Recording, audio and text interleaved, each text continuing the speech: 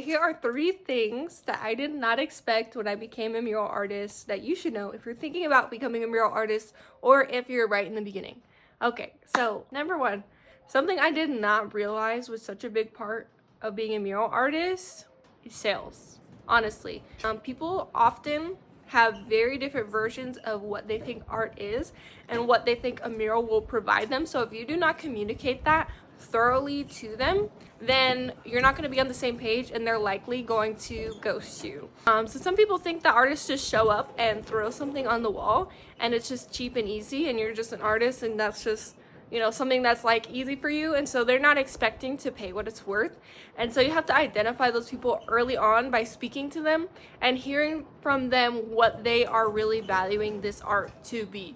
So it's always good to ask your clients what this mural is going to provide for them, because their answers are going to be very different depending on if they're going to be the right client for you or if they're not. 2 is the manual labor. It is actually a lot of work doing murals. You are outside for long hours, and if you're in Arizona or anywhere where there's a lot of sun like me, there's a lot of sun, and so the sun drains you super fast.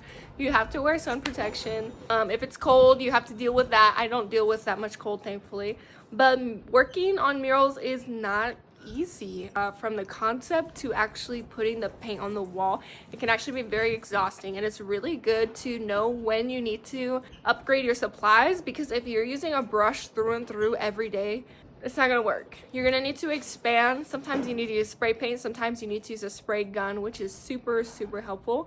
So really knowing the tools that you can use, being able to use them, whether you're renting them, whether you're borrowing them, whatever it is, but knowing the tools to use so that you're not struggling and killing yourself out there is super important.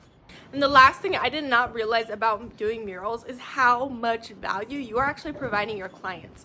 Okay, so I painted this building over in the center of town. It's a classic. It's been there since, you know, I don't know, 60s, 70s, 80s, something like that. It's been there forever.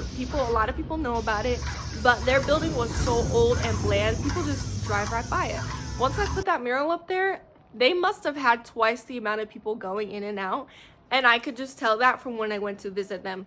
So something that you really need to consider when you're pricing your murals or when you're designing is how much value you are actually bringing to your client and communicating that to them, because they might not understand how this could increase their sales, how it could increase how people see their business, you know, how it communicates their story to everyone that sees the mural. So yeah, it's really important to understand how much value you have to bring, how much value you have as an artist, not just because it's your skill, it's something you love to do. Oh, I love to do it, so you don't need to pay me that much. Girl, no, you have value, because if they could do it themselves, they would.